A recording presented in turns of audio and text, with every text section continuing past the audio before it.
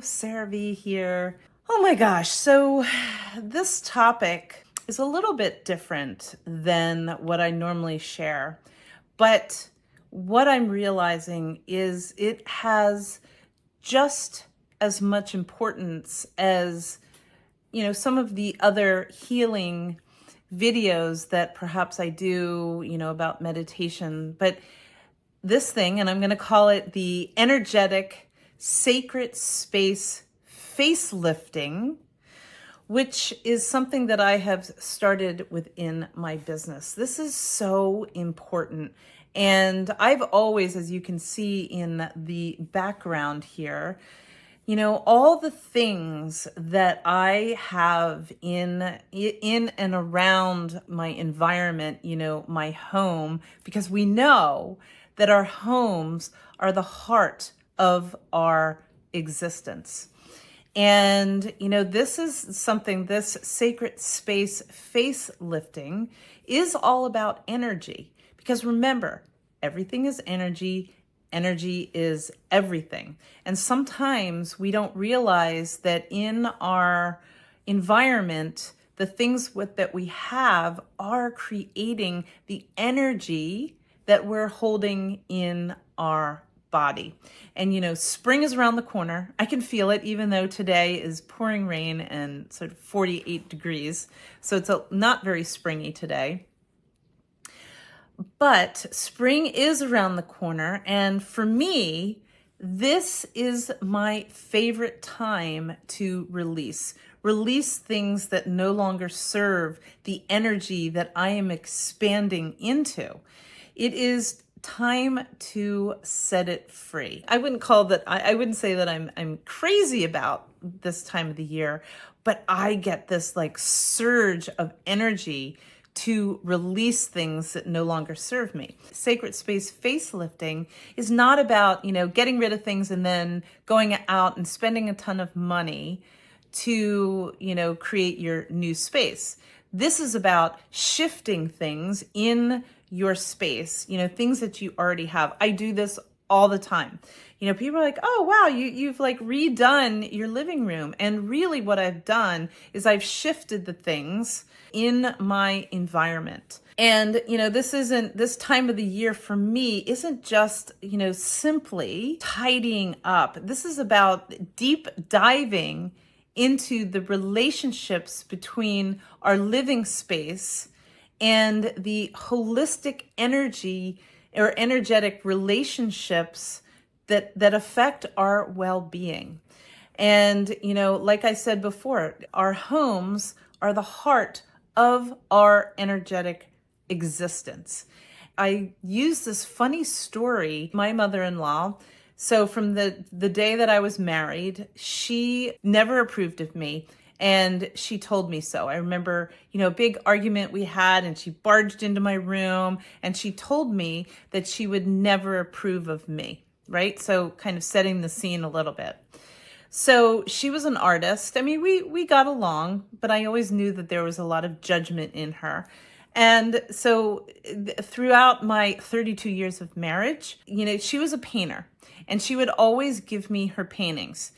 They were lovely, but they were not my style. She gave me this one picture, which again was lovely, didn't go into my whole environment of my home.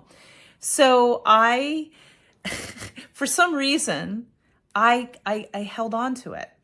And I held on to it to the point where, I brought it to my home here in Delaware.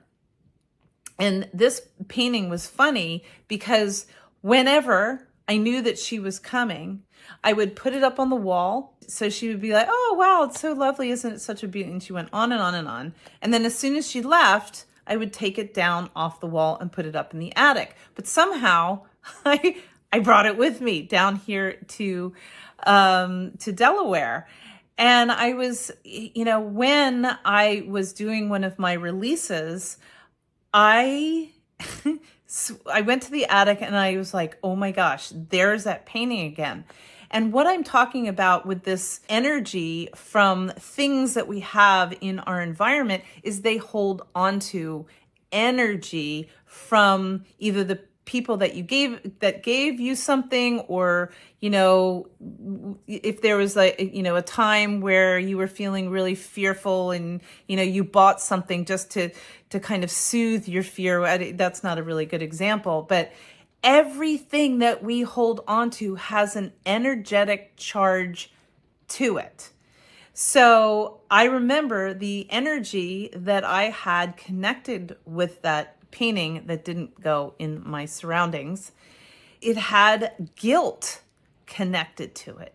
It had judgment connected to it. So why was I continuing to keep that painting that only brought me back to negative, judgmental emotions? And so I actually blessed it before I released it. We always want to do that. And I put it for sale. I think I put it at like $225 on the sidewalk, and one summer, and somebody bought it. And so I, was able to release it with, financial circulation coming back to me. And somebody else is enjoying it in, a completely different way. So this is what I'm talking about. Have you ever gone around your home and looked and just kind of your room just doesn't feel right? It just, when you go in, you kind of, or maybe you don't even notice, but oh my gosh, I'm so in tune with all the things that surround me. And as you can see, all the things, here, I know exactly where I bought them. I know how I was feeling when I purchased the things. And I'm definitely not a minimalist, but I'm very organized. And I love having my little vignettes that bring me so much joy.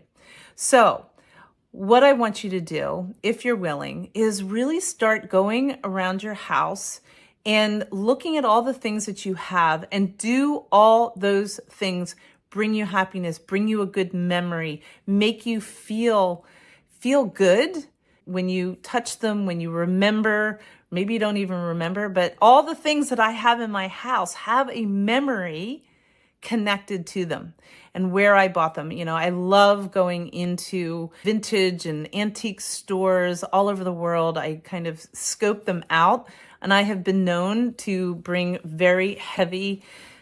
I remember I brought this beautiful ceramic horse that was actually my mother's.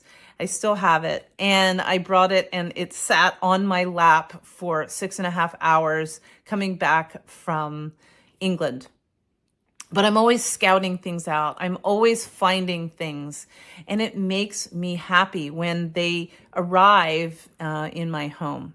So I really encourage you, go around your house, see if there are things that you want to release that no longer serves you, that doesn't bring you joy anymore, or that you started to become aware of the emotions that you feel when you're in a certain room.